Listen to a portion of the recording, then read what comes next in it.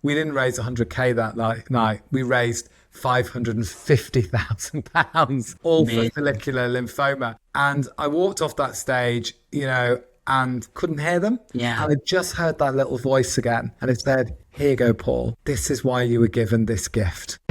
You're listening to the Foundation Dental Podcast, strategic conversations for dentists and leaders building long-term value in dentistry.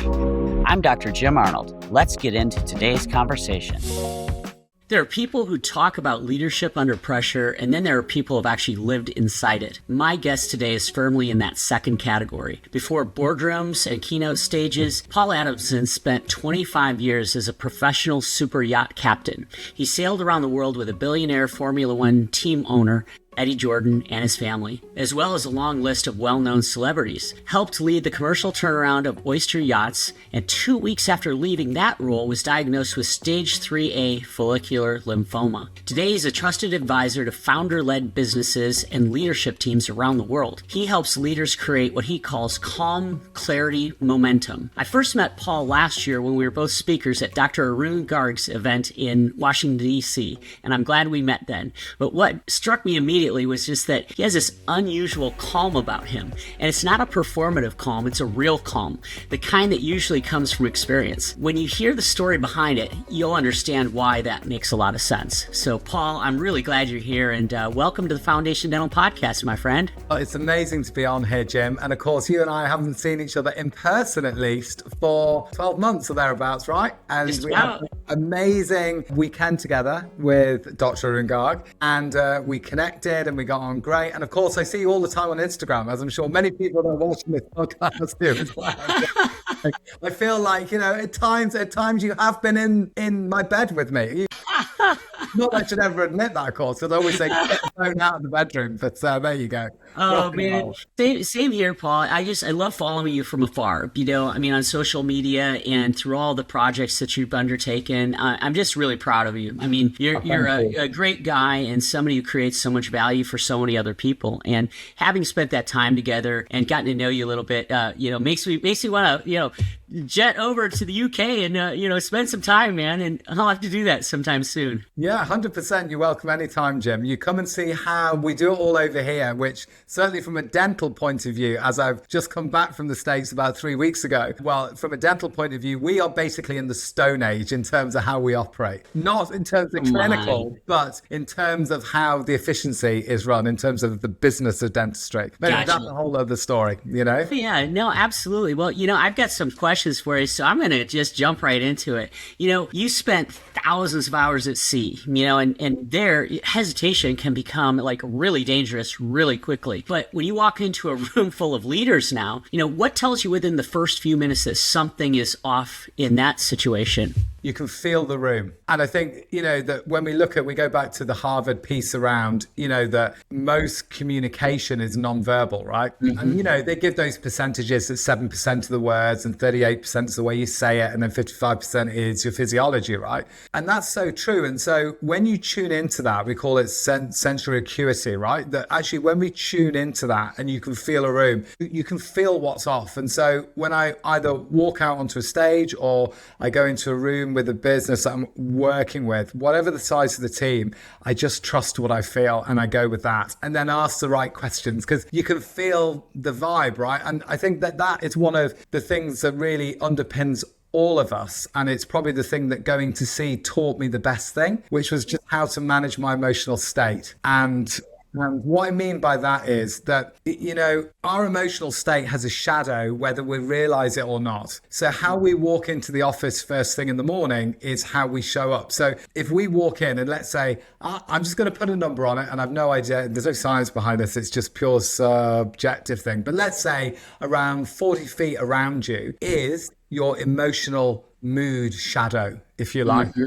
And then so if we walk in a low energy, poor emotional state, then guess what our team feels? They feel that off us. Or if we walk in tense or, if we walk in stressed, and it's very easy to do that, right? Because our minds are going second to none and they're whirring all the stuff around. We go in, it's another day. And so before we've even opened our mouth, 93% of communication has happened. And so when you walk into a room, I feel that instantly. I've just learned to tune into it. Now, here's the flip side to that, right? When you learn to manage your emotional state without any BS involved, it isn't like, I'm happy, but you're not. You know what I mean? Right.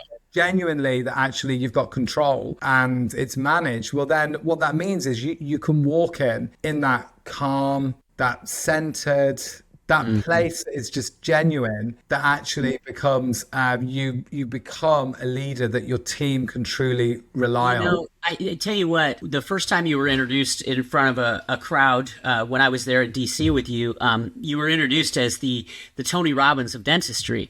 And this is precisely why. I mean, Tony Robbins talks a lot about changing your state and, doing things that will change your state and kind of improve not just your move, but that aura around you. And you do an exceptional job of that, certainly with a group. I mean, it was really compelling, how you led some just basic exercises that really got everybody out of their heads and, just vibrating at that right frequency. Yeah, 100%. And it is all about that, if you think about it, right? Because, and another word for state would be energy. Right? And there's something about a high emotional state, especially if you say to guys, oh, come on, we're going to manage your emotional state. I was like, I'm out of here. See you later. You know what I mean? All the girls will lean in, right? All the girls are, oh, great. I've been telling him this for years. He needs to manage his emotional state. And then, so another way to say it is energy, right? And then, so I always talk about having a low energy state being like 0 or 1. That basically means like you should really just be underground by now. Yeah. Or 10 being you're unstoppable, you're on fire. It's where do we consistently live on that scale? And why is it so important? Well, because energy drives engagement. And actually, who we're trying to engage. If we think about it, when we walk into the office first thing in the morning, who are we trying to engage? Well, first we've got to engage ourselves, but then we've got to engage our team, right? We've got to engage them in a genuine way. Now, why is that important? Well, of course, if we've got a high energy, highly engaged team, then guess who else? What shadow do they cast out into that waiting room when that patient walks through the door? They absolutely. Boy, they do, don't they? Yeah. I mean, their antennae are on high alert the second they walk in the door, because as a general rule, people have some anxiety associated with that. And so they're hyper attentive to all of those little nuances. And when the vibe is off of the office, it's off for the patient. And guess what? Patients aren't as comfortable and patients aren't as likely to say yes. Not to mention just how that impacts the culture of your practice and the culture of your team. In a day where it's harder than ever to attract and retain top talent, that energy that you bring to the stage, it means everything, doesn't it? 100%. It's everything. And here's the thing is that energy, it's not something you have, it's something you generate. And so what do I mean by that? And Tony teaches this all the time, right? So he teaches the 3 levers that actually any of us can pull in any moment to manage our emotional state is focus, inner dialogue, and physiology. So let's just quickly explain that. Focus is super easy to explain, because if we focus on basically everything that's going wrong, all the shitty stuff in life and all the stuff that, everything's gone wrong, or what somebody said to us, or what we've just seen on TikTok, Instagram, doom scroll, first thing in the morning, then guess what? It lowers our energy. But if we focus on the blessed things we have in our lives, what we could be grateful for, all of these things, well, then guess what? It just lifts our energy up. So that helps us. Focus is great. It's not enough though, because there's more going on in there, right? We all know we've got that little voice in our head, the little voice that goes, are you sure you could do this? How is this British guy? Is he really? His teeth aren't as big as Tony's. The point is, right, it's that actually, the inner voice is really important, because here's the truth, right? No one beats ourselves up more than ourselves. Really? No one. No matter what anybody else says to us, if we say it to ourselves, that hurts, man. That really hurts. And actually, being kind to ourselves from our inner dialogue point of view is so important. And I always talk about the critic and the coach, meaning there's 2 voices, and some people call it the chimp or imposter syndrome, whatever you want to call it. It's basically the voice in our head. And I always talk about that there's the critic. It's like, you sure you could do this? I mean, how could you do this? Blah, blah, blah. The one that kind of holds you back a little bit. Or you've got the coach, and the coach is the one that goes, come on, Jim, you've got this. No problem. We'll find the way through. That's the coach. And the key is being able to turn down the volume of the critic and turn up the volume of the coach. And that takes a bit of time to manage. What's really helped me is I've named mine. And so I talk to my critic and I talk to my coach. And it's okay because actually the drugs and the medication is working now. We're all good, But, from that side of point of view, is actually just naming that and doing that work on our inner dialogue and what we're saying to ourselves, and make sure we're our own cheerleader and not waiting for anything on the outside to affirm who we are. And I think that is such an important point. Is we live now in a world where, and it's driven a lot by social media and a lot by the media, where it's all about, a filtered world of, you put a picture on social media, how many likes you get, how many of this, do you hook into that, all this stuff. And that's a filtered world. But the truth is, we've got to, just as Van Morrison said in one of his songs that I love, and he said, you've got to search for happiness inside yourself and don't go chasing thinking it is somewhere else. Like, that's true words of wisdom, right? Yeah, many of us can get caught in this chasing, or we've got to be doing this, we've got to grow the practice by this, our team isn't big enough, we've got to be doing more treatments, we've got to be doing all on X, we've got to be doing grow. Always something. All we're looking for is that feeling of self-worth and that feeling of, actually, I'm cool, it's all good. And then, so that's number 2. So that's inner dialogue, being our own cheerleader. Number 3, most important bit that actually has more influence over anything else to do with our emotional state is our physiology. That's just how we move, right? So what Tony always says, if we're talking Tony language, right, is that take the word emotion off E, what do you got? Motion. There's the clue, right? Yeah. So how we move ourselves is so important. If we said that there was somebody just off screen here, they're totally down and they're totally having a really bad day, what do they look like? Well, what we would all do is we'd put our shoulders down, we'd put our heads down, we'd kind of cower our body up a little bit. And guess what? It creates a biochemical reaction inside of us that creates low energy. And so the key is being able to move. So that's why it's just such a simple thing like going for a walk, it clears the head. It's all stuff we know, but unless it's brought into our conscious awareness, then actually what happens is most people just run on autopilot. And then so what happens is that they run on autopilot and then they bounce off different, experiences that come into our life. Some positive, some that are somewhere in the middle, and then some that are negative, or some that we never want to experience, but they've been brought to us. And then what happens is that becomes the manager of our emotional state. And what I really learned is actually, and this is what going to sea really does teach you, is that when you're out there, and it's hard to describe here in a lit office, right? But when you're out there on a dark and stormy night, right? Okay, where, it's completely dark, the yacht's heeled over like this, and there's spray everywhere. You can talk, but your crew can't hear you because of the noise of the wind in the rigging. Communication becomes a really important thing. Leadership becomes a really important thing. Frameworks don't help you then, right? So actually, what that does is it strips it all back to whatever goes on in the outside world. One of the most important things is the ability to manage our emotional state. Why? Because in those moments, remaining calm is so important. Why? Because it allows you to properly think about the next move and not go into a stressed state. And in a stressed state, our brain runs a million miles an hour and we've not really thought something through. Yeah, so sometimes absolutely. Get that bit of space away, and that's what sailing teaches you. I want to go back to kind of the beginning, seminal moment in your life. I know your dad passed away when you were relatively young, and I think that was kind of the start of your real passion with the sea, being out there sailing. I mean, what did that do for you emotionally, being out there on the water as a young man, that you really couldn't find anywhere else? I think it's just a real deep sense of freedom. I was in control. I think, even now, it's really interesting to have the conversation now because, my dad, had lots of issues. Our parents all do, right? No one's given them the handbook. And that's cool. He played the role he was meant to play. What happened was that, I grew up with quite a severe stammer.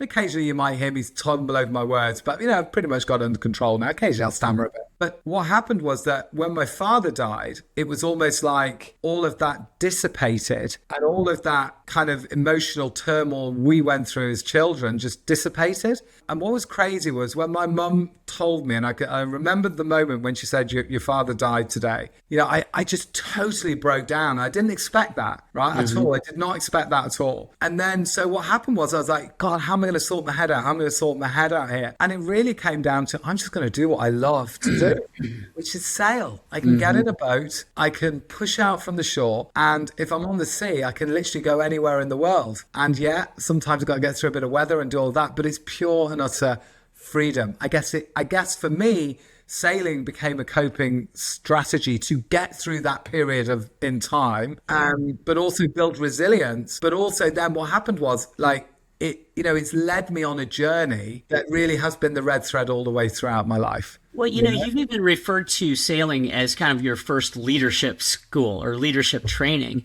What do you feel like you've learned sailing that you couldn't learn from a business book? So I think number one is manage your emotional state. It's all about that. Number two, it's about leading a relatively small team under pressure in an environment that is very different from the norm. Now, what do I mean by that? And this is why it's fun now with the dental team that work with us, because that's a small team. And I just view it as that dental office is a yacht, basically, and we're sailing it, Yeah. And I'll pull not another sea metaphor. Anyway, but sailing teaches you're in this environment, the yacht's heeled over and it's sea. So even on the most luxury of vessels, right? And the yacht I took around the world is the one that's in this image here, right? That's sailing yacht Lush. So she's 90-foot Oyster. Wow. And basically, even on that yacht that is beautifully built, that's got plasma screens and air conditioning and all this stuff, people can be unhappy.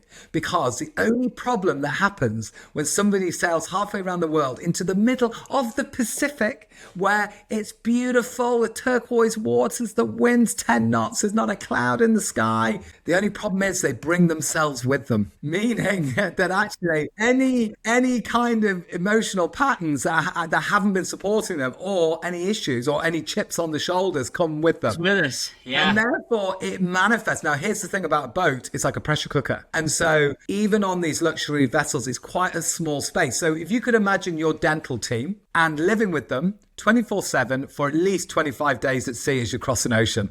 Boy. Living with them.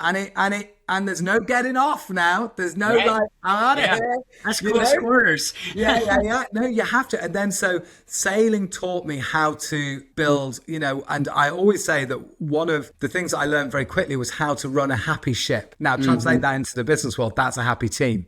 Yeah. So as pressure comes on, as natural pressure comes on, it's how to keep a team smiling. It's how to keep a team focused on the right things. It's how to keep it light-hearted. It's how to keep an energy and a vibe so it's good fun. All of those things. Not to say there won't be challenges, because of course a storm at sea that comes in demands us all to bind together strong, but also a storm in the business world, whatever it may be, or treatment hasn't gone the way you expected, or all the other stuff that can go wrong. It's the same pressure, it's just a different environment. I want to get into that time you spent with Eddie Jordan out at sea. I mean, it was almost 2 years, I think, like 30,000 some miles, and that's a long time to be in those close quarters with somebody. And I know just from our previous conversations that he became a real kind of mentor and father figure to you. What did he teach you about life? I know he was a billionaire and had all these great businesses and Formula One team owner and everything, but what did he teach you about life that had nothing to do with business during all that time together? Eddie taught me to, first of all, have fun and don't take yourself too seriously. I think that would be number one.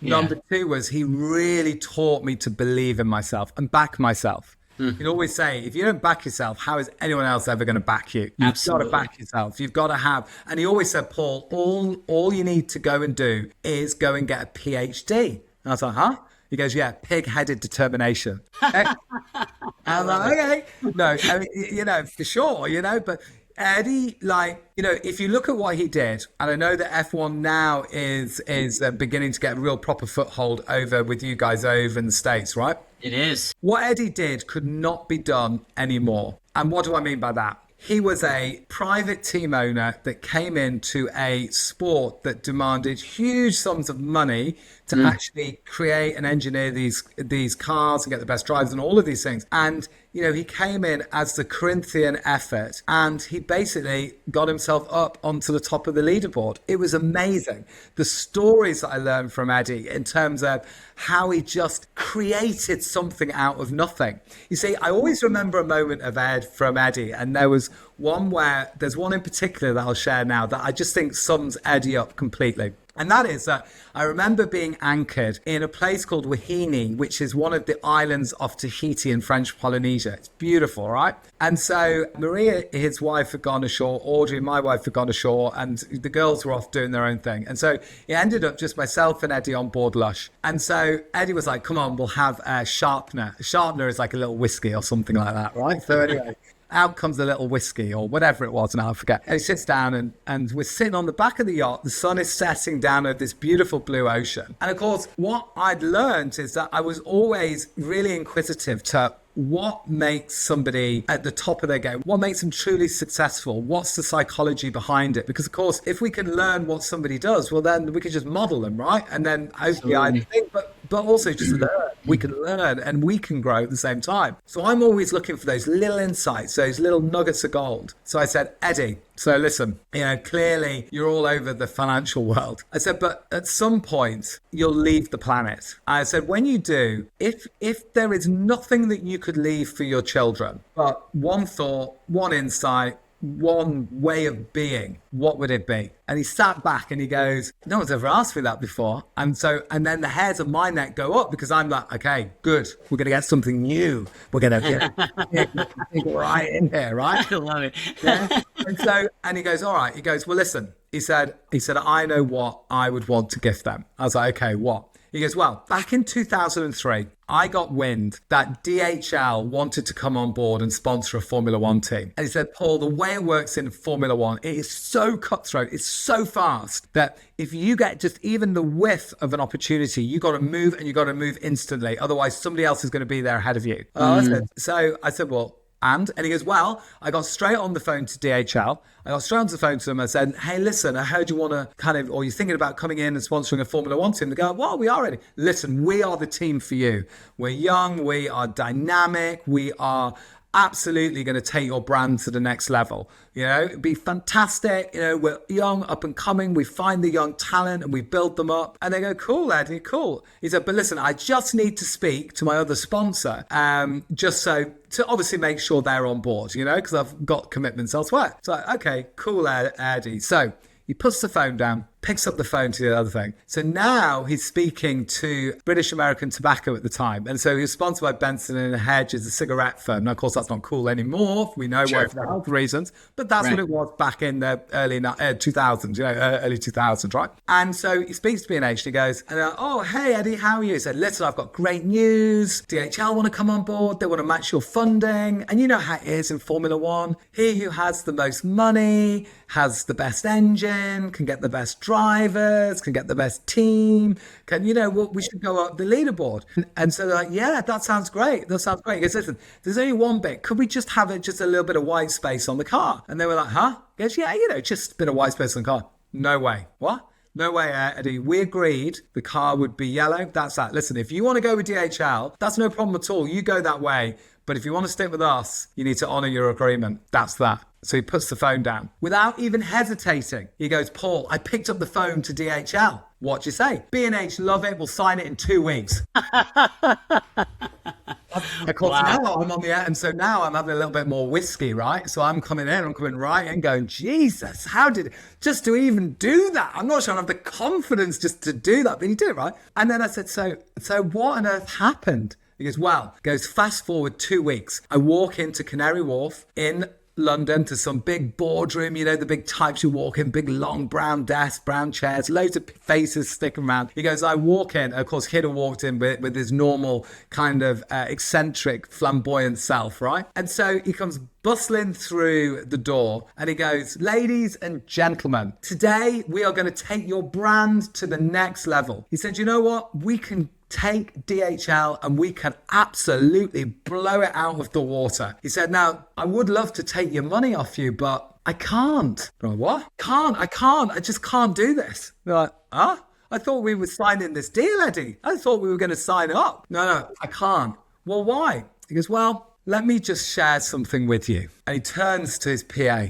He's like, dish them out, right? And so she goes around, out go these little pamphlets, right? He goes, guys, girls, turn the page. Tell me what you say. Page go, we see 1 yellow van and 9 white vans. Exactly. Turn the page again. Turn the page. What do you say? We see 1 yellow plane and 9 white planes. Exactly. He said, the reality is your brand as it stands is boring. Maroon letters on a white background. I mean, it's boring, guys. Wow. You're about excellence delivered. Wow, look at that. You're about excellence delivered. You're about all of these things. I said, brilliant. The whole reality is, I said, if you keep your brand like this, you ain't going to go anywhere. So there's no point me taking the cash off you because I'm not going to be able to deliver where you want to go until you realize you've got to up your brand. He goes, Eddie, nice. Are you seriously telling us to rebrand the whole of DHL? He goes, yes, I am. Now, no marketeer will tell you to do that, but I will tell you now, that is what you need to do. Like, well, Eddie, this is a big decision. This is a huge decision. Like, there's no way we could make that now. He goes, that's no problem. I totally get it. It's no worries. Look, I'll see you later and best of luck with it. And maybe you go with one of the boring teams like Williams or somebody like that. Gosh, he knew. He And knew then they he turned around and he walked out the door. Within half an hour, they called. And off that conversation, DHL rebranded the whole of their business to the red and the yellow that you see today on every plane and van. What a story. He turned to me and he said, Paul, if I couldn't leave anything to my children but this, I would just want to leave them this one piece. And I'm like, you gotta believe in yourself. Wow. There's always a way. He said, even in that moment when B&H said no, I just knew I had to pick up the phone to DHL and lock it in. Otherwise, if I allowed my mind to think, that inner dialogue, that little imposter, to think, it would have stopped me picking up the phone again. But he said, I locked it in, and then that gave me 2 weeks to figure out how I was going to get the solution. No, I wasn't guaranteed to get the solution, but you know what? One of my core beliefs, Paul, is there's always a way. He said, Paul, when I die, you remember, always believe in yourself. Always believe there's always a way. Even if you can't see it in the moment, no matter what no matter what shit life throws at you, there's always a way to find a way through it. Well, it wasn't one of his other core beliefs or things that he taught you to believe in other people without condition. And, that's a big concept, and that's not an easy thing to do. I mean, it's one thing to believe in yourself and what you bring to the table, but to believe in other people without condition, I mean, it's a different kind of concept. Who do you think taught him that concept? I think he kind of grew up and kind of found his way through. And I think the culture of Ireland, everyone helps each other out. Yeah. And so there's a real family side to the country of Ireland that's beautiful. And, everyone helps each other out. So he was always about, and actually what he loved, and that's a great question because I'm really thinking now, is what he loved giving people what we would call a leg up in life. Nice. That really lit him up. Why? Because so many people did the same thing for him. So if he was here now, and of course he passed away about a year ago, right? Is that if he was here now, he'd be like, there's no way he would have consciously realized that. But that ultimately, he loved helping people move forward. And I tell you what he also loved was he loved giving the young people, the young generation coming up, the chance to shine, the chance to just open the door for them. Now, he would always say, get the young people because they're freaking cheap. Right?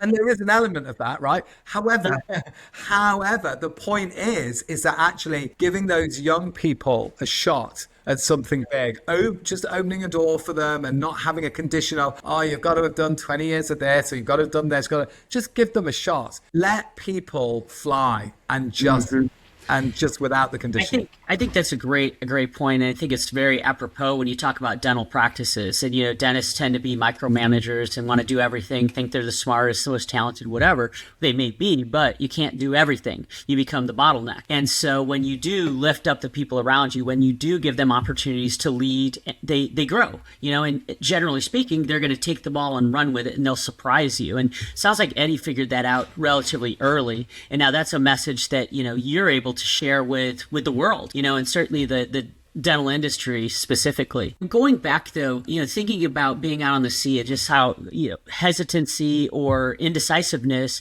has real consequences. I mean, you could die. I mean, we're talking life and death. In business, a lot of times those things, the consequences are slower and they're not quite as visible. I mean, which is harder to navigate or lead through? I think the thing to recognize is our brain doesn't know the difference between what's real or what's vividly imagined. And then so the fear that I would, let's say, feel at sea in terms of making a decision, and the fear that you might be in a boardroom or in your dental practice kind of, or not sure, it's the same fear. It feels the same thing. And the pressure is the same. We create the pressure, right? Or we feel the pressure.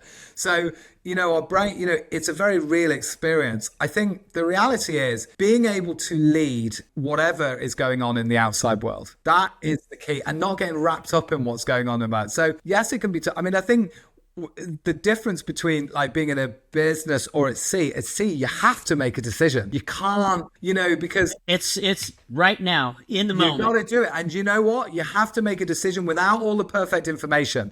So many people now have what I call poor decision-making muscles in the fact that they need to feel certain to make a decision. So it's got to be data-led. I need data. I need 5 years of data. And by the time you've read the data, we've already gone, because actually we've just made the decision. I think the key is with decision making, you've got to make it and not worry about whether it's the wrong decision or not. So many people just worry, oh God, is this the wrong decision? And the reality is, no decision is also a decision, and that decision stalls you. It's actually try not to get. I always say, try not to get caught. Or try actually is actually a bad word, because try. If you've ever seen Star Wars, it's like do or do not, right? There's Yoda. Yeah, exactly. Where's the wisdom? Do or do not. Yeah. So you just got to make a freaking decision, and actually not worry about if it's the wrong decision, because if it is the wrong decision, you'll figure out super quick. And then here's the next skill that many people have issues with: flexibility. Meaning, I made this call, it was wrong, I was mistaken, we're going to go back the other way. And being able to say that in front of your team and not feel like you can't say it because you're the big leader or whatever it may be. It's a zigzag principle. You have a goal, or something that you want to work towards, and you start in this direction, but you may have to zig, then you may have to zag. And by the way, the goal may change over time. That might also be a moving target. But I think the point is, always keep forward momentum. Just keep moving and have faith that it's all going to come together as long as you learn from each of those, maybe mistakes or, errors in judgment you make along the way. Yeah. And I think also as well, just to be comfortable with the fact that none of us have got it figured all out. That's for damn sure. We're all learning. And as long as we know what the next move is and have made the decision that where are we going to go, then it's fine, right? It's when people go, oh, well, I'm trying to get to this kind of outcome. And and I think what's really interesting, I think it really goes with your profession as well, right? Because I see this all the time, and I see it. My beautiful wife, who is a dentist, is patient photos, right? So you get those wonderful photos at the end, right? Audrey has some incredible work, beautiful work, and then what happens? Sometimes like, oh, we should use that, like the before and after. It's like, no, we can't share that. I was like, why? Oh, because it's just this little bit. Oh, man. I remember those days. Oh, yeah. And I was like, huh? He goes, yeah. I said, it's the patient habit. Patient love, patient delighted, patient tears of joy. Oh, yeah. But another dentist might see it. Oh, my God. What does that mean? What does it mean? And actually then, and I'm kind of taking the mick out of it. But actually, the point is, the more I've worked, across the profession, the more I've seen that. And I think it comes with the thing, right? Because you guys, the tolerances you guys work with is so small. I can't even get my head around like the tolerances you work with. You're talking tenths of millimeters, and when you're trying to create perfect symmetry from the right side to the left side, and you are a perfectionist, you see those tiny imperfections that the patients almost never notice, but those are the things that just stick in the back of your mind and just bug you. And I've seen this certainly in the dental, that then can be the blocker for moving forward because that pattern of perfectionism then can be transferred to other areas of the business of dentistry. True. As in, oh, the website isn't quite right. Oh no, the letter's not quite right. Or this isn't quite right. Or this team member hasn't reacted in a certain way that I would expect them to react. Or all these different things, right? And then so it's very easy for that pattern then to kind of be a broad brush that actually then can just unsticking that pattern and changing it can unlock just a lot of ease, Speaking of business and kind of some of your experience then, I know before you even walked through the door at Oyster, trust had already been broken, and that happens in business, it happens in life. And, what's the first real conversation do you have with people when, they don't have a real reason to even believe in the brand anymore? I mean, that was a miraculous turnaround. I mean, how do you even approach a challenge like that? So again, just like what we were talking about, it's just what's the next move? What's the next move? And not be, and be comfortable with you might only know the next move. Conversations to rebuild trust just have to be open and honest and have to just be, really like, listen, we're the new team that has come in, explain, I've got a lot of history with Oyster through being not in Oyster, but on the client side, skipping various oysters and taking, this one around the world. So I understand the brand. I know what needs to be done. And we're going to be honest with you, and we're going to put the family back into it and the values back into the business and rebuild trust. Trust is everything, right? I always say that business is no more than people and trust. And as long as you work on both of those consistently, you can't go too far wrong, Absolutely. But that was a rebuilding process. And I mean, during that process, were there times where you thought privately, man, I'm not sure this is going to work? I mean, did you have any doubts? Of course. Like any human being, there's always times we doubt, right? But you just look for the little wins and you let them stack on top of each other and let them compound on each other. So I think that there wasn't, certainly in the early days, there wasn't a fear of failure there at all because like the business already failed. So, it was like, well, actually, there's nowhere to go but up, right? Yeah. So you kind of rebuild from there. But we were super clear that, and I guess one of the biggest insights I got out of it is that for people to move forward with you, let's say as a business, they need to feel certain about three particular things, right? The first is they need to feel certain about the product or the service, that it is the right thing for them. Now, let's link this back into dentistry. So that would be treatment, right? Is this particular treatment the right treatment for them? Is it going to get them their desired outcome? And more importantly, is it going to be what they need? Right? And that's what you guys know. That's your expertise. And then so you've got the treatment itself. But that's not enough. There's two more C's, right? The second C is they've got to feel certain and confident in the person that they're interacting with to actually get to that point of saying, yes, I'm in. So they've got to feel that person has their best interests at heart and they're not there just to make a sale, to close a treatment, to do whatever. That actually they're there for them, acting almost as a fiduciary, right? In terms of actually saying, look, I'm here. This is what I recommend. This is why, and having that. And then the third C is they've got to have certainty and feel certainty in the organization that they're engaging with. Now, that would be a dental practice. So, if we've been online and we've seen the Google reviews are super poor, we're never going to pick up the phone and go to the practice, right? Or, if we go in and let's say the reviews were good, but we go in and the front desk are just not in a great space and they're casting a low energy state shadow, right? Well, then actually, guess what? We might start to get a little bit nervous. So we'll probably go through the, the consultation, but are we going to say yes? Don't know. Because if there's a doubt, that doubt might get in the way. So really understanding those. And what we did with the business was we said, okay, based on just those three C's, what are the pillars that we need to put in place? And so that we are constantly messaging that. So one of the C's was the fact that one of the yachts had an issue, which is ridiculous. It never should have issues, but it had a structural issue. And so what we did was we put third-party verification on through Lloyd's Register. This would basically be like every aeroplane in the world has a certificate of airworthiness that's issued by the FAA in the States, right? That actually then says, yeah, this aircraft based on, we've checked it, we've checked the design, it's built as per design, and we've checked the maintenance, it's safe to fly, right? So, because none of us would get on a plane, right, if it didn't have that. If it's, it'll be all right, don't worry. We checked it 25 years ago, it's fine. Don't worry, jump on. I'm pretty sure I've been on some planes internationally that weren't fully up to speed. I'm sure. Yeah, a few probably slipped through the net, right? And then so we did a piece of work around that. Then what we did was we super open and created content, digital content around the people in the business and then the owner of the business. And then what we did was we started then basically drip feeding that out into the market. Why was that important? Because digital assets are amazing, because of course they can work 24/7. They work while we sleep, right? Somebody could be watching this. Now, this is totally applicable in the dental world. That could, digital asset could be a patient video testimonial. It could be, a video from you as the dentist or your team explaining a treatment. It could be your front office explaining how the process of booking in works. It could be whatever it may be. They're all digital assets that we can leverage. And therefore, combining those three to think, actually, all we ever want to do is build these three levels of certainty up. What that does is over time, and it does take time, it earns trust.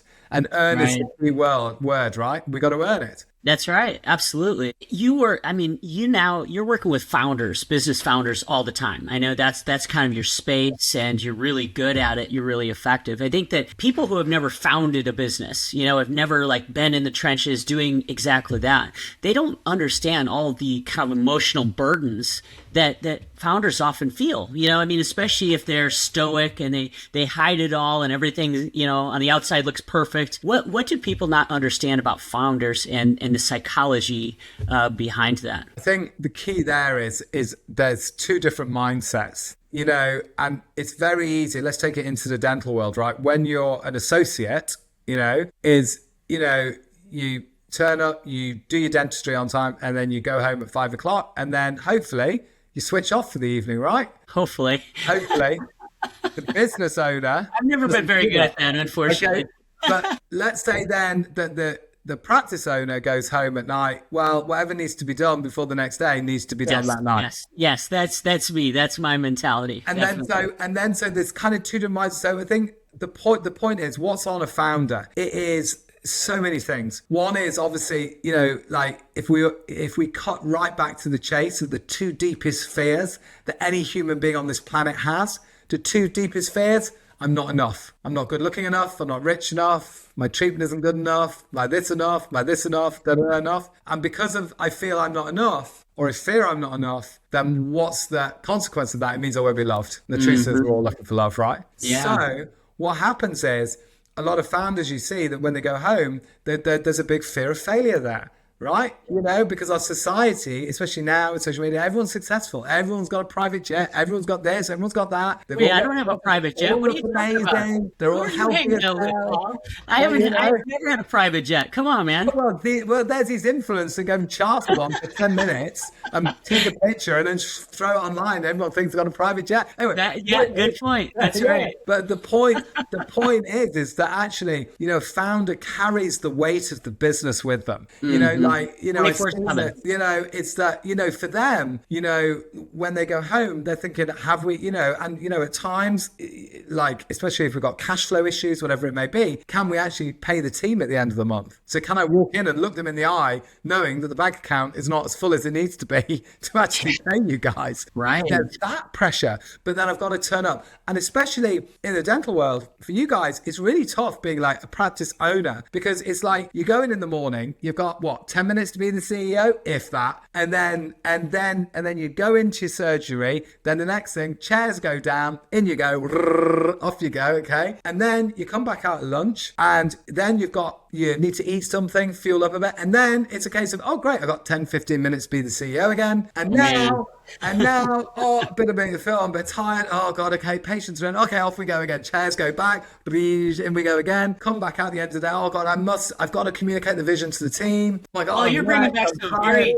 vivid memories from 25 years ago, as a new practice owner. I was everything, everything. I remember being in the middle of all of that and having to go out and shovel the sidewalk, and put salt down and make sure nobody slips and falls and all those kinds of things. And you're right. And unfortunately, as we both know, dentists come out of dental school without those particular skill sets. There's not a lot of training for business or for communication or for leadership. And then you get out there, you're thrust into this situation, you're expected to just kind of figure it all out, and most of started doing it DIY, trial and error, and more error than, success a lot of times. And, that's why people like you or other coaches and mentors are so important, just to kind of show the way. Because if you've never been a founder, if you've never owned a business, you just can't fathom the number of decisions and the complexity of decisions and the constant nature of that being on your heart and mind. Yeah, 100%. And of course, what can happen is from the business side, and I think that this is a real issue for all of us, every single one of us, whether we're a business owner or not, is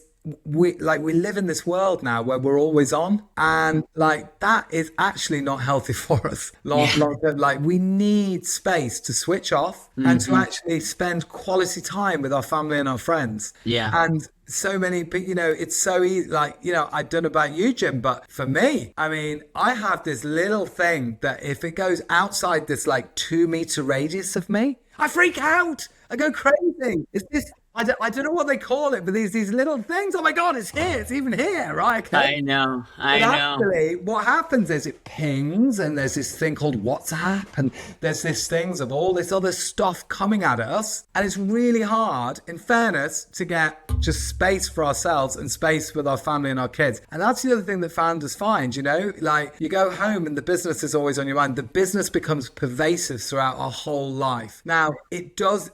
Business is not easy. It isn't easy, and it takes a lot of grit and a lot of grind and a lot of focus. But there comes a point where a business grows to a certain point where you run into yourself, and all of these stages are really predictable, actually. In terms of how big the team gets and what the revenue is, really predictable. The kind of issues that a business will be having, and then well, this is how you operate the next level, because then we've got to systemize. We've got to let the systems do the heavy lifting for us. Then we've got to trust the systems to do it, so then we can switch off and do all of those things. So I think the whole weight of running a practice, all of that, a business, whatever it may be, it's tough. Yeah. It's tough. It's tough, and you just hit on something. You got to trust your systems, and you got to trust your people. And frankly, at the end of the day, at the end of your career, I guess, when it comes time to transition to whoever's going to buy your practice, assuming you sell at some point, those are the things that are most important from a valuation standpoint. It's really the people and systems. That's what they're buying.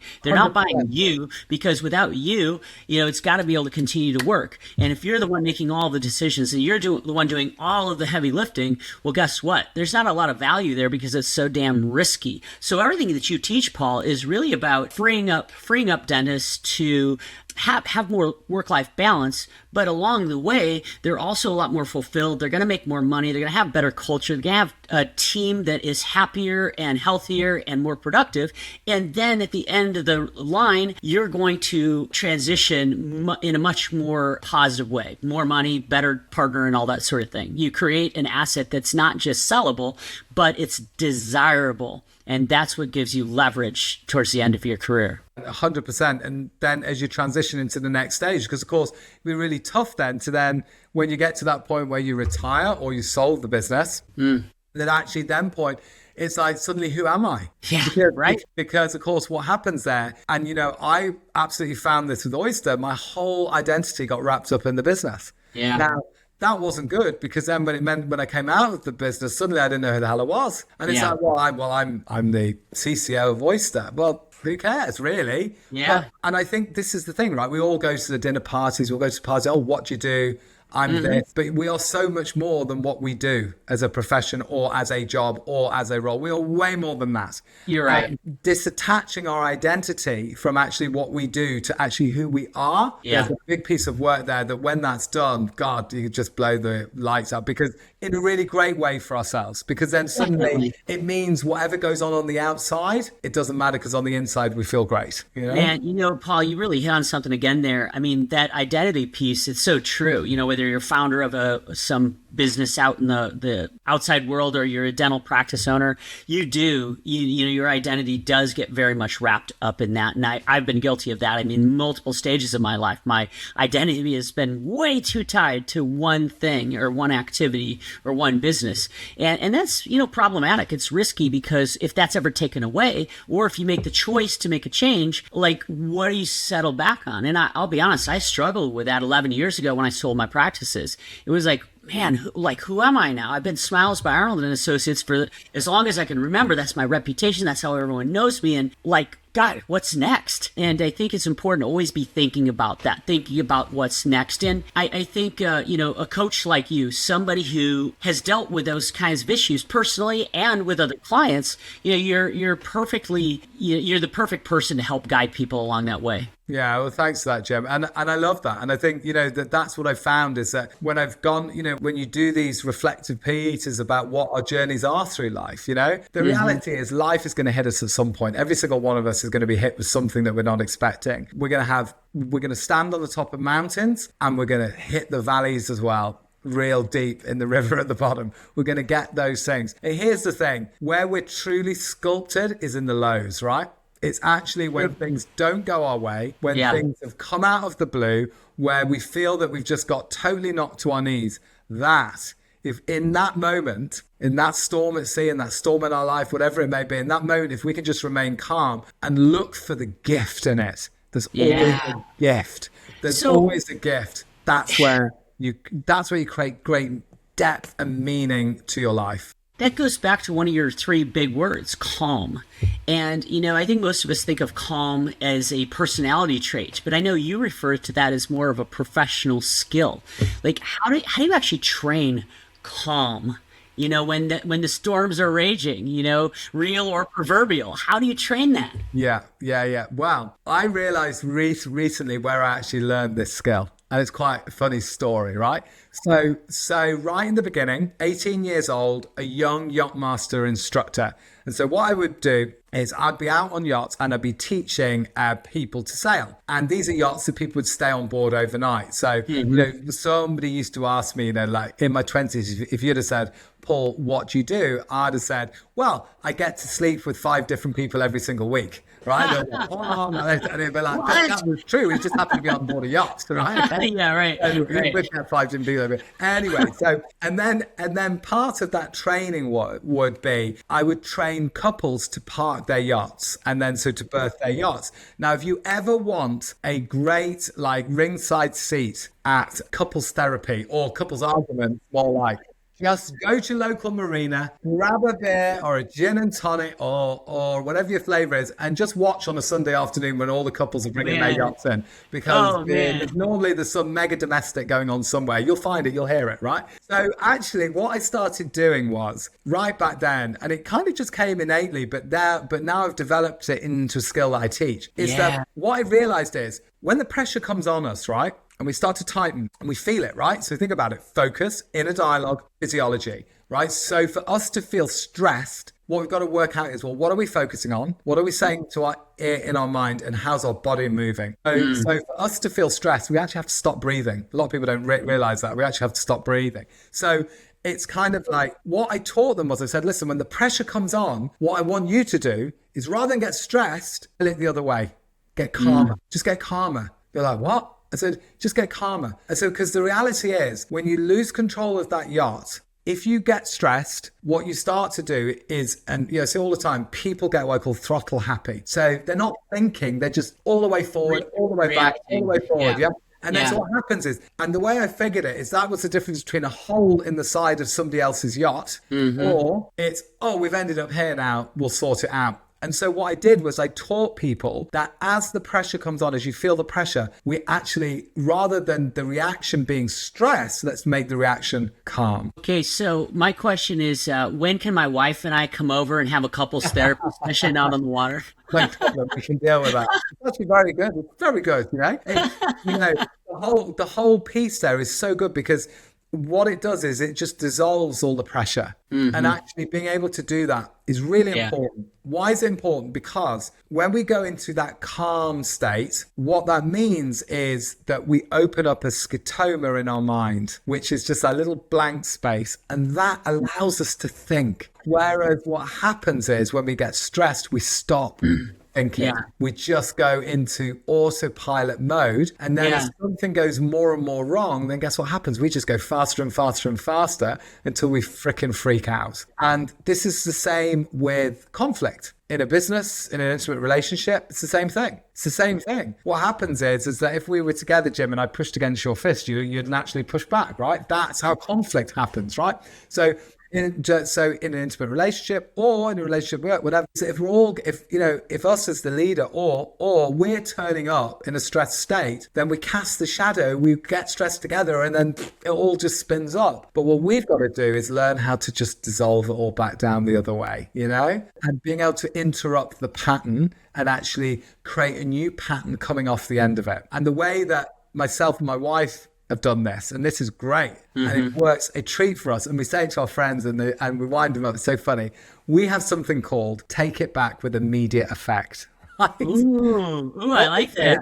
What this is that if we've got triggered, because the truth is no one triggers you get triggered, right? It's not whatever goes on the outside, it's us that have been triggered. And actually, if we're triggered, it's normally a sign of that's exactly the bit of our mindset in our life we need to lean into to sort out. That is where the growth is for us if we're getting triggered over stuff, right? So actually, what's interesting, what we've learned to do is we've gone, if we said something, if we're a bit, narky or a bit stressed or whatever, and we said, something like that, we're just going, and you feel it, and you're like, I don't like it, you just go, take that back with immediate effect. And we've got 5 seconds. And in fairness, what happens in every 5 seconds, we'll turn around and go, I take it back with immediate effect. And that's it. It's dissolved. It's done. It's never brought up again. Oh, man. And that has worked so well for us. And it really has. And then it's so funny. Like we teach our friends, and then you see them want to go, take it back with immediate effect, right? And he goes, okay. I take it back with immediate effect. And then 10 minutes later, she's back on it. He's going, no, you can't come back to it. You got it. That's it now. He said, take it back. It's done. And vice versa, works the other way around. But I think the key is with all of this piece is that all of that comes back to state management. All of it. Mm-hmm. Yeah, it does. It really does. And control too, and I know in your intro, I said a lot of things, about you and just what an interesting life you've led and some of the things that you've overcome. And I mean, you think about control, apply that to storms at sea, apply that to a commercial turnaround, or apply that to cancer treatment. Those are some pretty big things, and at least 2 of the 3, are life threatening. Of those 3 things, when did you feel the least in control and how did you deal with that? Okay. So a great question. So that has to be when I was diagnosed with follicular lymphoma. 100%. So what happened was we had built Oyster up to a certain level, right? But there was still issues in the fact that it was tricky for the production teams to make the yachts profitable. And therefore the business was looking to reduce their overheads. And I had a fairly chunky salary. And so I was basically going to be one of the casualties of that. And then so they asked me, listen, we can't really afford you anymore, Paul. So could you become a consultant, work half the time, etc. And so I was a bit like, not really. Yeah. So I wasn't that happy about that. But anyway, the point was we agreed that I was going to leave the business. So that was a blow. That was a blow to me, right? Because I put my life, my soul, my energy and time into this thing. So that's one thing. But then 2 weeks later, when then you get a call saying you've got follicular lymphoma, that's a whole other level because everything else just dissolves, right? Now, what was interesting was my skipper brain just kicked in, which is what's the next move? Solve the problem. And so what I did was I really just number one, I was like, okay, what do I need to do to sort this out? Right? Or what? And so I focused on what I could control. And I realized that I needed 3 things in place to turn my health around. So number one was I thought, right, mindset. And I'm good at this. I teach this stuff. So this is actually a real this is actually a real gift because I can teach from this. I've got to actually do what I say now, 100%, right? And not just in a business world or in another setting, right? Number 2 was my nutrition. I could control what I pick up and put inside my body, right? Simple as that. Number 3, then I needed a world-class medical team to do the intervention. Right. And to do that piece. So, and what I very quickly realized was that 2 of those I could fully control, mindset and nutrition. And so I was lucky enough that the local hospital here is the center of excellence for blood cancer in the UK. So I had absolutely the best guy treating me. But then the other 2 bits, and this is the bit where a diagnosis is really tough on people. It's the not knowing. It's the uncertainty. It's not like you have the biopsy, it's the waiting. So then, and our mind is very good. Remember, our mind doesn't know, we talked about earlier, the difference between what is vividly imagined or what is real. Yeah. Your mind just goes racing off, giving all these things. Or what happens? It means I'm going to die. What happens? It sends those signals to your body, and it impacts you, and it winds you up. And then, so what I realized was, I was like, okay, what I understand is that human beings are meaning makers. It's the meaning that eats us up, right? And this is why two people can go into the same situation but come out with completely different meanings. And so I realized, okay, I choose the meaning. This is either going to be the end or the beginning. I'm going to choose that this is going to be the beginning, the start of something new, an insight, something that I can do. And asking the question, what's the gift in this? What's the gift? What's the gift? And really, by doing that, what it did was it allowed me to navigate my way through it. Mm-hmm. And in the interim bits where I needed to wait, I did what, the old, I don't know, whether the Buddhist monk or somebody said, chop wood, carry water, right? Which, I'll paint that wall. I would do this, keep my mind active on other stuff. Things that I can control, whilst then I go through the health piece to get that back under control. It's fantastic that you already had that sort of personal philosophy. Not everybody does. Not everybody has that I guess, life experience that led them down that path or in that direction. So I'm really glad that worked so well for you.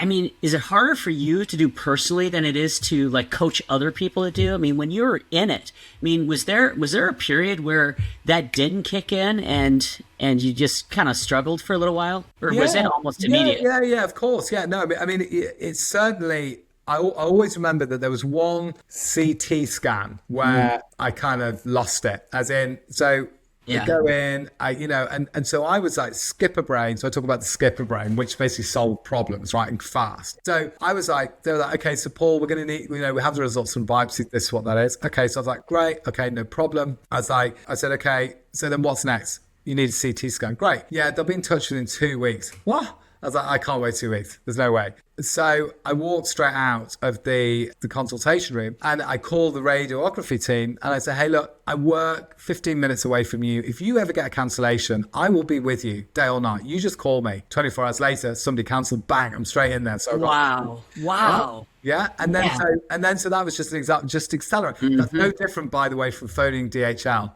And in between B&H, right? It's the same pattern, right? Yeah, absolutely. And then, so got the CT scan. I remember it was a CT scan on a Sunday morning. The hospital was really quiet. And it went down this corridor in, whatever, came out. And then I asked a question that I'll forget. I just said, are the images clear?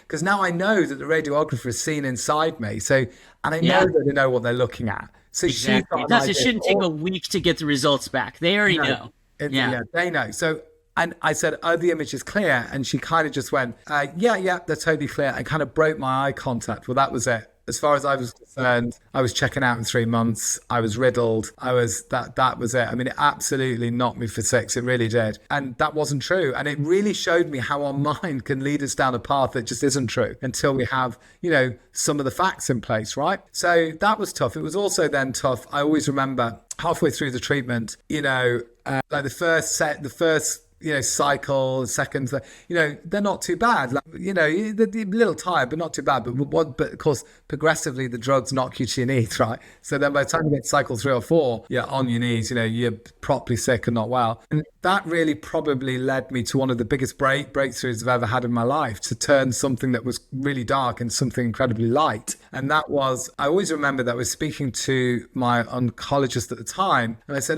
can you tell me what when was the science done for follicular lymphoma and the treatment of follicular lymphoma? Because it's classed as incurable, right? It is controllable, but classed as incurable, right? So, and he goes, yeah, sure, like 1982. I was like, what? Oh my God. I said, I was watching Back to the Future then with Michael J. Fox, wanting a white pair of Nikes and a red frickin' body warmer. What do you mean 1982? It's like, well, Paul, because the outcomes are generally so good that actually we could control it for many years, that actually there's no real proper funding gone into it. Like, well, that's ridiculous. I wasn't any, I just thought that was crazy. So then I remember waking up at about 4 a.m. It was pitch black. I was feeling really sick and I woke up and it was dark and I kind of sat up in bed and I just thought to myself, I suddenly heard this little voice, right? And it goes, Paul, what could you learn from this? And it was me, but it was me when I was maybe 7 or 8 years old as a little kid. And it was, Paul, remember, everything in life is a gift. Where's the gift in this? What could you learn? I was like, good question. So maybe this has been given to you so you could do something with it to help a lot more people and take what you've learned and share it on a much bigger scale. So I thought, oh, okay, well, that's interesting. Yeah. So then I thought, okay, right, I need to find, there must be someone out there in the world that is actually looking for the cure for follicular lymphoma. There must be somebody somewhere. So then I was like, so I hit Google and it brought me to a lady called Nicola Mendelsohn, who is the head of global business for Meta, right? So she's right up there with Zuckerberg and all these people, right? So I reached out to her. She was diagnosed about the same age as me, and she thought it was ridiculous. And so she'd set up something called the Follicular Lymphoma Foundation, based out of the UK. Yeah. And she raised a load of money, but they fund research in America with you guys, and also in Germany, and also in the UK, and somewhere else as well. And basically, because she thought the same thing, this is ridiculous. Yeah. So anyway, so I reach out to her and I say, hey, Nicola, you don't know me, but I was diagnosed, I'm halfway through my treatment. Listen, I can't help you with the science, but I can probably help you with fundraising because I've sold yachts to a lot of very wealthy people. So I'm quite well connected. So anyway, she came back to me and she introduced me to a particular person, the director of fundraising within the foundation. She said, that'd be great, Paul, whatever you can do to help. And then I said to them, I said, well, look, guys, have you ever, how do you raise your funding at the moment? And they were like, well, we've got a few wealthy individuals. I was like, okay. I said, but do you do anything else? Like, well, a few people do like private events or run marathons, do stuff. I said, okay, cool. What else? That's pretty much it. I was like, okay. Well, I sailed around the world with this guy called Eddie Jordan. He's a patron of a charity called Amber. And every 2 years, they have a charity auction event called Amber Rocks, where Eddie will fill the room with people, about 500 people. They'll auction off stuff that money just can't buy, whether it be, I don't know, dinner with Boy George, go to an F1 track, go sailing on a big property, all this type of stuff. I said, and it does really well. I said, maybe we should model it and do the same thing for the FLF. They were like, that's a great idea, Paul. Can you help us with it? I said, sure. I said, I said, there's one thing I'd like to do if possible, but I'll respect you if you say no. I'd just love to share my story with FL because I think it can just help other people, right? And they said, that would be great, Paul. We can give you a minute and a half. I thought, what? Oh, no. I said, no. Jesus, I said a minute and a half. Microphone, I'm not going to give it back. I said, you do know I used to stammer, right? Anyway, and then so they said, all right, we'll give you 5 minutes. I said, fine. So then fast forward to Nobu Hotel in November. It was dark, cold, walk into a room, 400 people in it, purple lit, purple stage. And I walk up and I deliver 5 minutes. And right at the end of that 5 minutes, and I said to them prior, I said, what would be a number that you're really hoping to raise tonight, guys? Like, what is the number that you're going to walk out of here and you're going to celebrate and you're going to be like, we've nailed it, we've crushed it, we've done everything. They're like, Paul, if we could raise 100K, amazing. I was like, okay, cool. They walked away and I thought, that is a massive undershoot. We've got to be able to do more than 100K. Anyway, so then I get up, I tell my story, and it was, to be honest, the most important 5 minutes I've ever had a microphone in my hand for. Because if we cure follicular lymphoma, the truth is it spills over into many other blood cancers and many of the incurable cancers as well, like pancreatic cancer, breast cancer, prostate cancer, and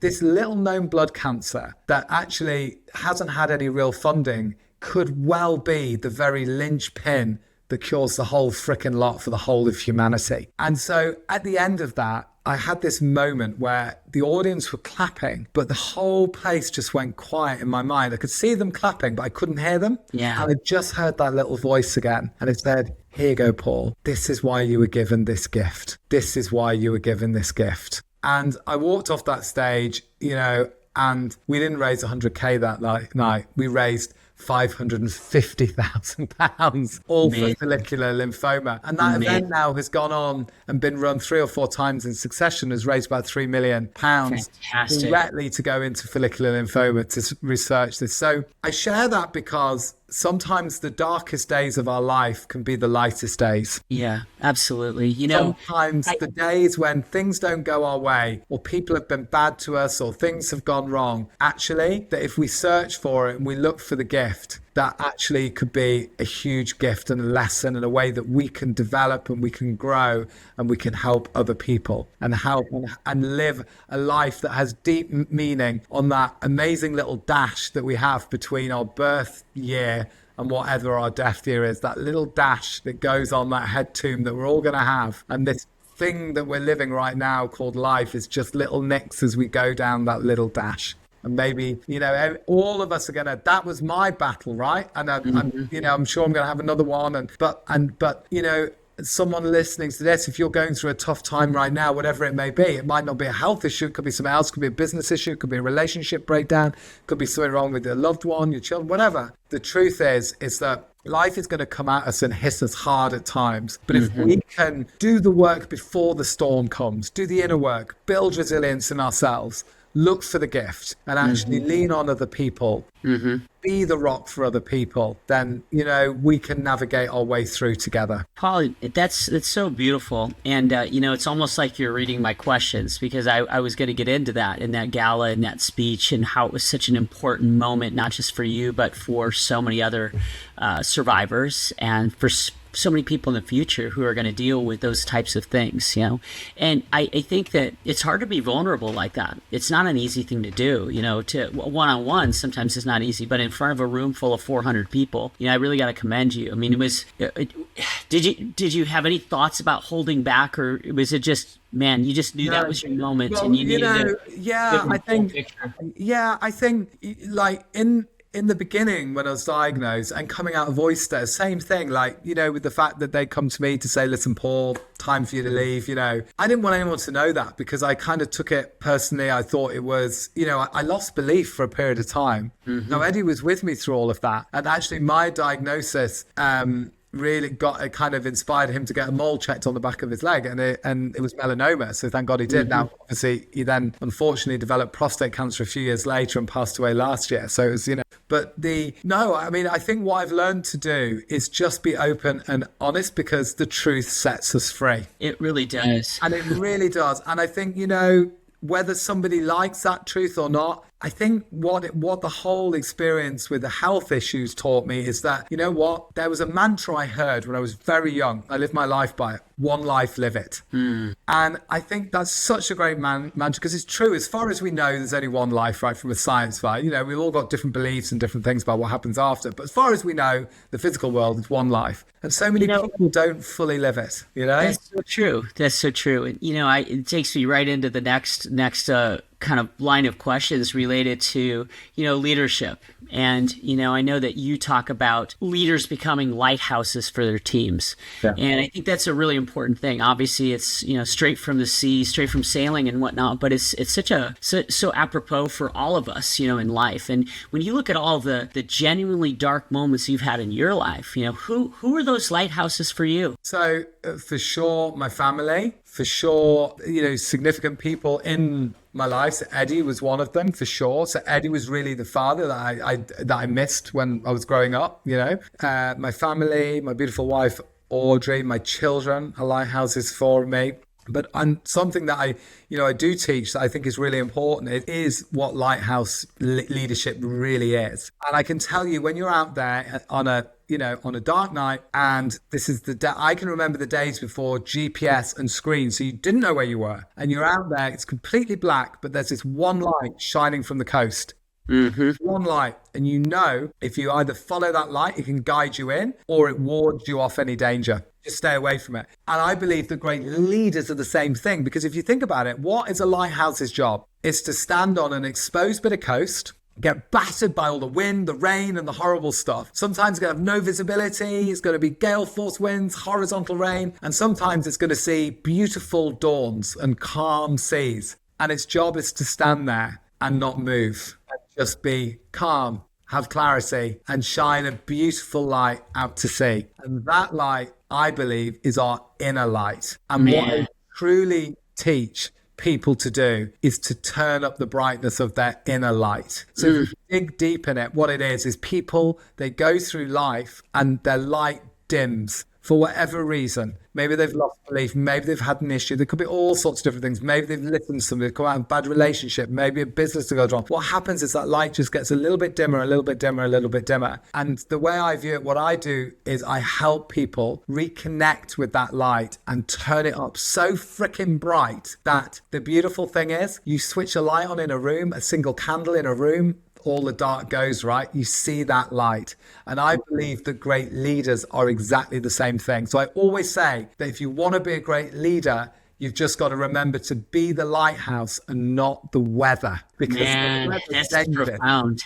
You know, and I tell you what, I know that, again, I know Eddie was one of your lighthouses, and you know, he's gone now, but like, you're carrying on his legacy. I mean, you are helping shine his bright light beyond his breathing days. And, you know, what if Eddie could see what you've done, you know, with his foundation and all these things? You know, how do you think he'd feel about it? Would he, you know what, I'm thinking about his sense of humor. I know exactly what he'd say. Yeah, I know exactly what he would say. Okay, what would he would say, I freaking made you. I made you. I own you. I own you. I made you everything you are. That's what he would say.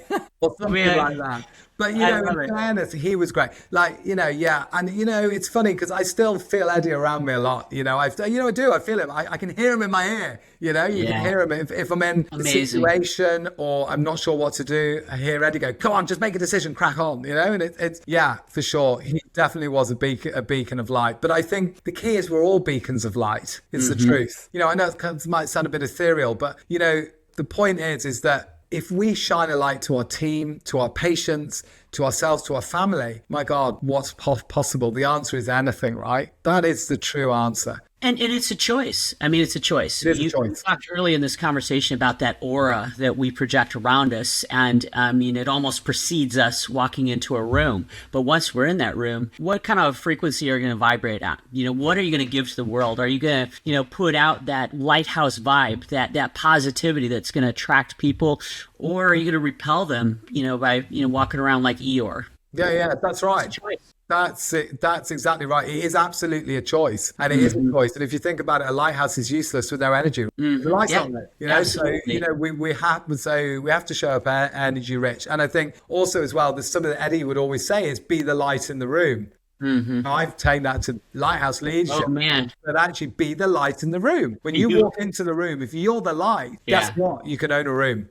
You are that guy. You are that guy, Paul. I mean, you are that lighthouse personified. Every time I've seen you, you know, whether it's online or in person, you do. You light up the room and you bring people with you. You know, when you talk to founders, you know, behind closed doors, because that's what you do. You know, you're talking to people who aren't always that lighthouse, but they need to learn to be that. You know, it's a trained skill. And once you do it, and I don't like the word fake it till you make it, but to some degree, you know, do it until you become it. You know, when you are talking behind closed doors with a client, you know, what are the hardest truths that you have to share with them?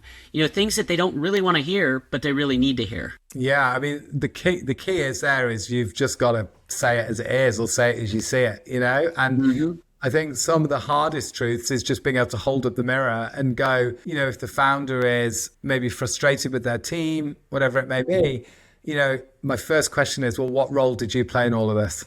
Yeah, that's right. And that's right. And it's normally like, well, I'm there, I'm working hard. I said, I know all of that. But what role did you play? You haven't answered my question. What role did you truly play? Like, because no matter how thinly you slice it, there's always two sides. And so I know that if a team is misfiring, then it comes back to the engine management, you know? So, you know, we've got to look at the psychology of the leader to make sure that they're, you know, in a great place. Now, sometimes people are on a team that shouldn't be on a team. We have to make tough decisions around that. But that's a different story. But the point is that where it gets tough with founders is, you know, being able to hold up the mirror to them and say, look, you've got to accept, you've got to own the fact that this frustration is coming from you in some way, shape or form. And that is tough.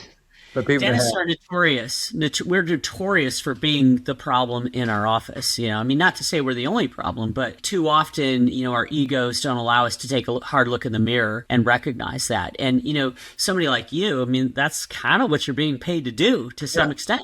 You know, I mean, like, I'm going to pay you a lot of money to come and tell me I'm the problem. And that can't always be easy. I mean, I would guess, Paul, because you have such a great way about you, that most dentists, most clients, they respond favorably to that. Yeah, they do, because I keep it light-hearted. I kind of know when to maybe crack a bit of a joke and just keep it light. That's the thing. I can keep it light, but then when we need to go deep and heavy, I can do that too, because I'm not afraid of the silence. Yeah. Look, there are a lot of dental practice owners out there listening to our conversation. I mean, what do you tell them? When things just feel heavier than they should be, when all that pressure, all that stress is crashing down upon them. I mean, what do you tell them? I mean, how should they look at that? How should they get through those difficult days? Well, the first thing is they need to know that they're normal, right? So that's totally normal to feel all of that pressure, etc. The second thing is that if they haven't got a support team around them, they need to get a support team around them.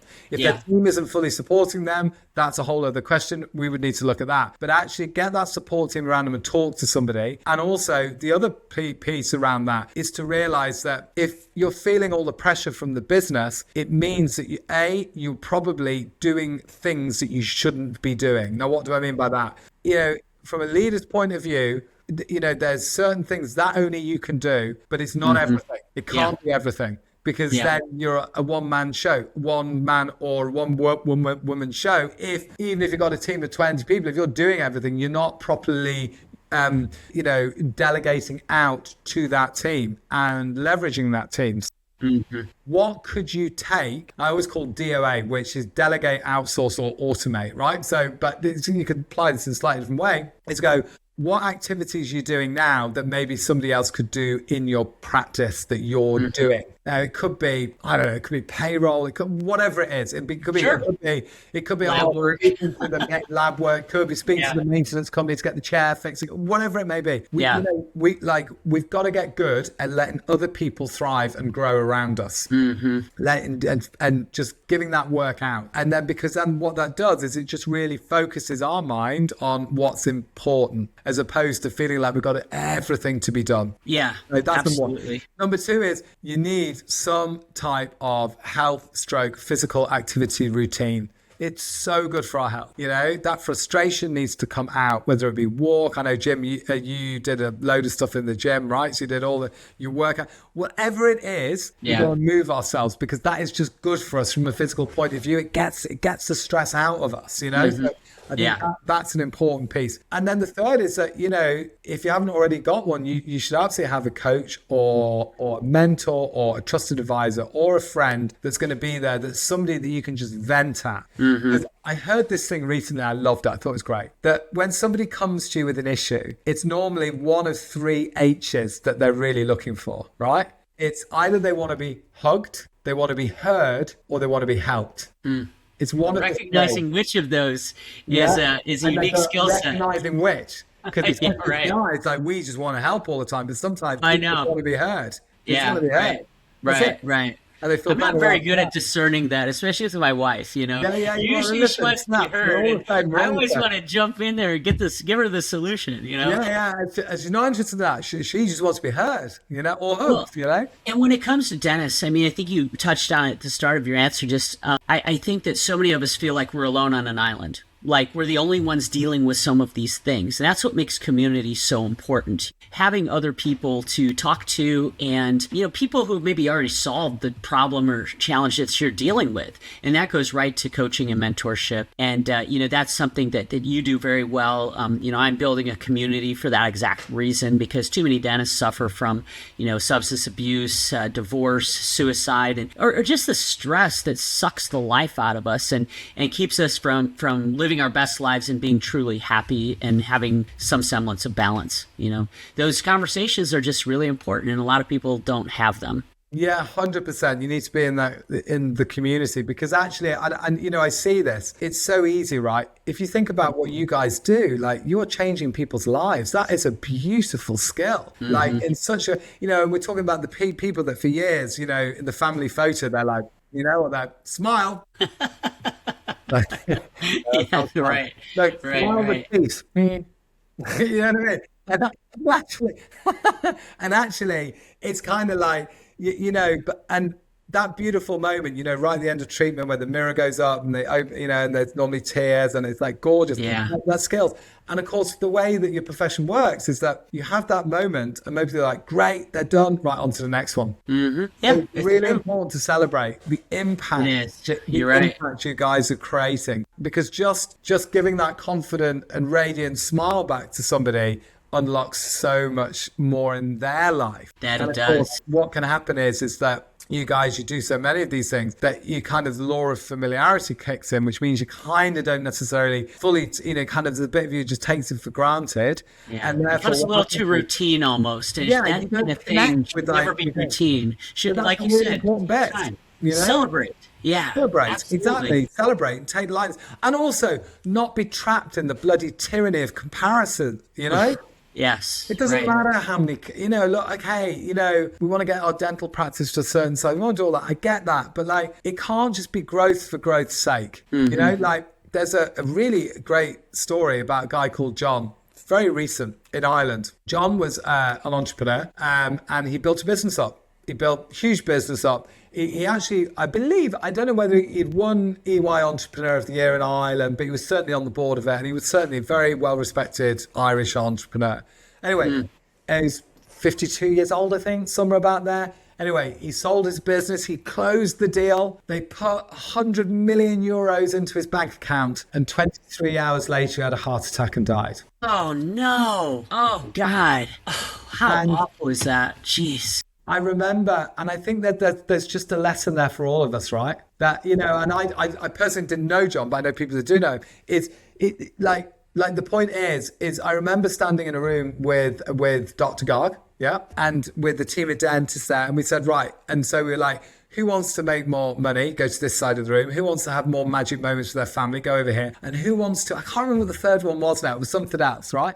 Anyway, forget about the third one, because like 99% of the room went over here. So I told over to, we just want to make more money. But the family then came second, or the magic moments came second. And the truth is, so then I told them the story of John. I said, listen, it's so easy to get on this train of spin up, of just constant growth, got to make more. But if you're not enjoying it and you're not creating magic moments with your family, then what the earth is it all for? Yeah, man. You know, let's take a step back. Let's look at the Paul Adamson from 20 years ago. You know, you're a young man. Well, like, what do you believe about leadership today that you didn't understand 20 years ago? The willingness to have a difficult conversation is actually the easiest conversation. So Is it? 20 years ago, Tell me about that. I would find it tough. I would just, you know, generally I was a pleaser. I'd grown up and learned to be a pleaser. So I would find it very tough to have any type of conflict. And now I'm not afraid of conflict now, in a healthy way, not like in a crazy way, but like in a healthy way. I'm really happy to have an honest conversation with somebody and just tell them the truth. So that is for sure something I've heard, because the truth sets us free. And sometimes you've got to be able to have the conversation, to challenge somebody, to ask them the questions so they understand the breakthrough. They'll break through on their own, because suddenly they'll go, oh my God, that's it. All I got to do is X. And I go, I don't know, you tell me. Like, Well, that's it, you know? You and I both know that it's human nature to avoid those things, you know, and if we do eventually have them, we've procrastinated, you know, and all this damage has maybe been done in the interim. So just addressing things directly is something that you've kind of learned to be way more effective. 100%. And also, you know, you've just got to communicate. And like simple things that like I learned from being on a yacht is so important. Like, say what we're going to do, brief it, show them all of this, and then use what I call the say it back approach, which is, can we just check we're all on the same page? What are you going to do? Well, I'm going to do Because quite commonly, one of the issues that I find on a frequent basis is that the leader's just not been clear with the team. So it's not that the team aren't performing, it's just they actually don't know where they're going. You know, I mean, that's like if we were getting on an airplane, you jumped on and the pilot goes, ladies and gentlemen, welcome on board flight 5 to, well, we have no idea where we're going, but don't worry, just sit back and they'll serve you very soon. Hopefully we've got enough fuel, but, you know, don't worry, it's all good. And thank you for flying with us here at Delta, you know, or whatever. Yeah.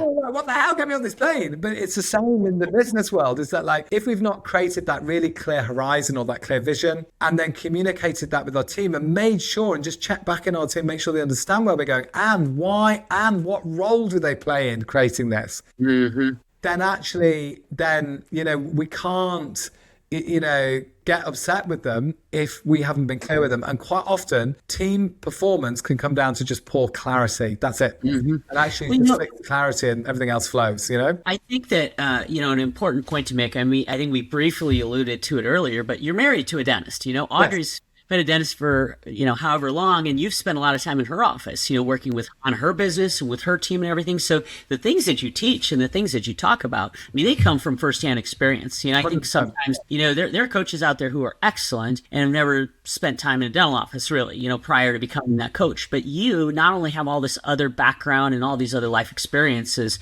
but you've also spent time in the practice. So you understand the psychology. I mean, Audrey's like your lab, you know, she's your 100%. You know, I mean, you see it firsthand. You know how crazy we are. You know how all the things that go through our minds and that we struggle with. And so I think it gives you a perspective that's a lot more valuable than it would be if you didn't have that relationship and that experience. Yeah, no, 100%. Because, you know, I see, you know, I kind of see the pressure on her. I see it. And I also see the pressure on the team. And I get it. And you know, just understanding it, everything I ever talk about is only stuff that I've ever either done on a yacht or I've done in a business or I've done in our practice. You know, it is one of those three things. And I would say the biggest thing, so Audrey was an associate for many, many years. And then we bought into a practice last year, which is part of a small DSO here in the UK. So it's like 17 practices as part of it, and they're modelers. And so Audrey's the principal of one, and she has equity in that. And then so basically what's really interesting is she's been in there a year now, and you know, I mean, they've doubled it. And actually the biggest thing, if I cut it all back, there are a few moments, and you know, all change happens in a moment, right? It's a moment in time where we alter course, make a decision, do whatever. A few things that we did which I think is super valuable. One, I would say that the biggest difference, the biggest change is new energy, and all high energy. And she come in and a new energy in that place. And that has absolutely, you know, transformed that team. Also, she genuinely wants to see everybody thrive. So everybody. So, you know, I always say that our role as a leader is to look after our team in a way that is genuine. And what I mean by that is that I always say, listen, what do you need to be successful here? Like, what do you need? Tools, resources, skills. Is it a physical thing? Is it like a new computer system? Is it the Wi-Fi needs to work quicker? Is it that you need a new chair? Is it that you need, you know, what is it that you physically need? What do you personally need? So that any skills you want, and we can help you upskill there. And it might not be me, but it'll be somebody else teaching them, whatever, that will put you on different courses. What do you need to be successful? Because actually, I think one of the hallmarks of a great leader is that they're comfortable with their team outgrowing them. Absolutely. Boy, you know, I love that answer. And I think that, I mean, it's leadership 101. You know, try to hire the right people, but put them in the right position to be successful and give them all the tools they need to be successful. And you just said it. You have that actual conversation. It's like, what do you need? You know, how can I help you, you know, be the most successful that you can be in this position, and what does that look like? Yeah, 100%. And we've got that right down to even like with the associates, you know, and everybody's like, so what are you looking to do outside? Is there anything we can help you with? Is it something, you know, an example might be, well, I'm really looking to buy a house. Okay, well, let's look at how we can make that happen, you know, and, you know, in terms of, okay, so that means, and so we cut it back. So then what we're doing there then, so it's super simple that we know, are we on track or off track? And then just a super simple set of KPIs, because no more than 3, 1, 2, 3, too many, because our brains go nuts on that, right? So it's super simple that actually then people, we know we're off track or off on track or off track. And then that's allowed us then to really then just focus on what's important today and not be worrying about what's going on, and then just let that compound over time. Another thing we did was I walked in and the computer system was so old. I mean, it was ridiculous. Like, the screens were tiny, the computer system was old. I was like, right, first thing we're doing, that is all being changed overnight. So we pulled all the computers out overnight, put all new ones in, we put double computers in each surgery. So it means that we do it slightly different over here, but it means that the dentist can be typing in notes and the nurse can be typing in notes. So there's no, to build efficiency, but, things like this. And then made sure the Wi-Fi was so fast that there's no waiting. When you hit click, there's no waiting that it hasn't saved or whatever it may be. Man, little thing like that winds people up. They're like, it's not saving, or it's not pulling the radiograph quick enough, whatever it may be. So giving them the tools that they need to be successful. I wish Audrey was sitting here. I'd love to ask her this question, but if she was sitting here and I asked her, what do people misunderstand about Paul Adamson? What would she say, do you think? Well, that is a really good question. That is, God, gee, because you've totally blindsided me with that one, Jim. Wow, that's like a boof right there. What would she say that people miss about me? I think people are not sure where to place me. And so what I mean by that is, it's like, and I've been on this journey, and maybe it's me that's the one that doesn't know how to place me, right? It's kind of like, I think people are like, what, is he a business coach? Is he a motivational speaker? Is he like, what actually does he do? And the answer is to do all of those things, which, I know that in the business world isn't actually the right, because you've got to niche down, right? So you've got to niche down. Well, but it's hard to give a 30-second elevator pitch when you're good at everything, man. Well, it's not even, but I'm not good at everything, but it just kind of, no. But it's almost like, I think what I've learned to be is I've just learned to be that lighthouse and shine my light and help people get from A to B, wherever it B is for them, and also solve problems. I love solving problems. I learned that, you have to solve problems, you have to solve it, and you have to work with what you've got, because when you're in the motion, you've only got what you've got. So if you're missing I used to build parts for engines out of plastic water bottles. That's temporary. 3 months later, I need to order that part, you know what I mean? So it's kind of that piece there. But I think what I'm loving now is, I set up a new business about a year and a half ago called Lighthouse Training. And Lighthouse Training's core mission is to basically take the world of leadership today and help people turn up that inner light and be that lighthouse for their teams in whatever role that may be. And, before we came on the conversation here, Jim, we were talking about, one of the things that I'm almost there, but I'm not quite there yet, is completing a book. Working title, Be the Lighthouse. I like that. That's perfect. It goes with everything else. It ties everything together. Yeah. And basically it teaches people how to shine, and shine is the framework, right? And then it's applied to, how would I apply this to either rebuilding Oyster, to helping, Audrey and her team within the practice, whether it be sailing a yacht at sea, whether it be dealing with a lymphoma diagnosis, whatever it is, what I've learned to do is shine, whatever. And I think that there's a piece as well around, I just think people need more optimism in this world. It's such a freaking dark world at the moment, right? I think we want more people being beacons of light that actually are spreading good news and positivity, and just, being genuine, great people who actually have just learned to get out their own way and trying to communicate that and get it into a marketing message of 10 seconds. To be honest, that has been the biggest challenge. I'm still not there. And even with AI, it's even more difficult, because it's like, it's trying to distill, that's it. But you know what? Like most people, as they said in The Life of Brian, the film, the Monty Python film, I'm making it up as I go along. Well, and there's nothing wrong with that.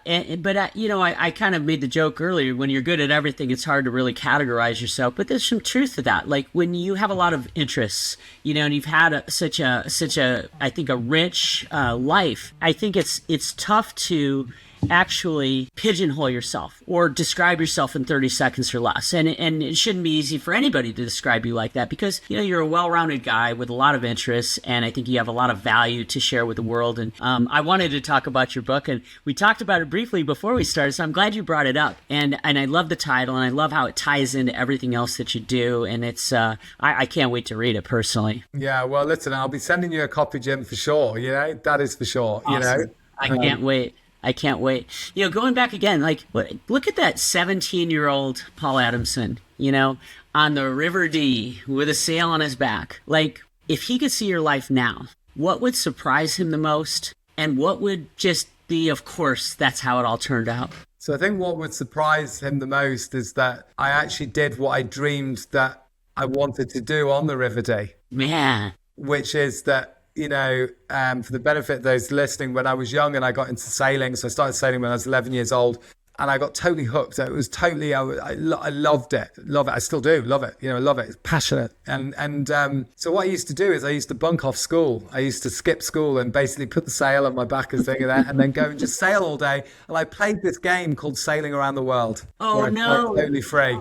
And you did it. Sailing around. And then to actually have done that and sailed around the world, that is just like, to have that dream come true. Like, and I think that was the other thing, like when I went to the whole lymphoma piece was like, you know what? If this is the end of my dash, you know what? I've lived a great life. Have I lived? Yeah. Have I had one life? Have I lived it 100%? I've done so much cool stuff with so many cool people. If this is the end, that's okay. I'm cool with that. I hope it's not, but if this is the end, I'm cool with that. So I think that is one thing that it worked out, that, the stammer didn't get in the way. Stammer and speaker. Back then, that 17-year-old lad could hardly put a sentence together. Wow. So I think that side as well. And then I think, no one can predict the journey, right? And I had a moment even just this last weekend. So we, myself and Audrey, have two beautiful children. So Charlie and Anna Grace. Charlie's 10, Anna Grace has just turned 9. And they're both sailing their boats on the river, not the River Dee, but on the river that's close to the house here. And I'm coaching this particular fleet. It's called the Oyster. It's a little boat that children sail, right? And to see them have the same love of sailing and sailing around, even years earlier when I was working in that shed, scraping by with the shed in behind, I was like, this actually is a beautiful moment. Even then, I couldn't imagine how all of this has unfolded. And I think the big lesson there is one belief I've always had is it'll always be okay. Yeah. No matter what comes into my experience, it will always be okay. No matter what, it will always be, we'll find a way through. Because that's the truth in life, right? Every storm has an ending. And once the weather has gone through, what normally happens is this beautiful new day or dawn or new clear patch of weather appears. And it's the same in our lives. So I think I would definitely do that, to have realized that, to have had that blessing, to have sailed around the world, to have literally met the girl of my dreams, to have had two beautiful children, and then to have gone through this journey of discovery and like this sculpting that now when I stand in a room and like I was privileged to go over and speak for a DSO in Fort Myers, Blue Sea Dental, a few weeks ago, right? There's great business. I think there's about 25 practices in there. Lovely, amazing guy that set it up. It's fantastic. Paul's a great guy. Yeah, he's doing really good things there. Yeah, it just beautiful. And I ran my first Shine workshop based off the framework in my book, right? And it was the most beautiful day.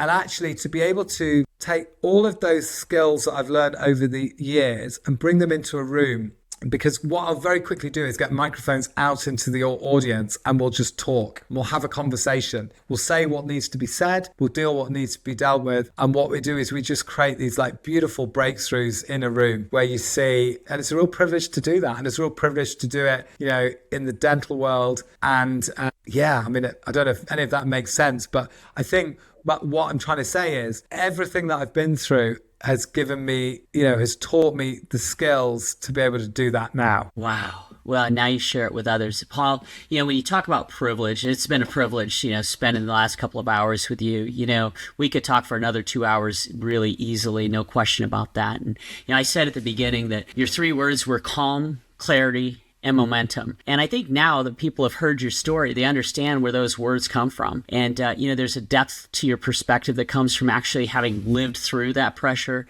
instead of just talking about it like some people do, between the ocean and leadership and trust and cancer, responsibility, legacy.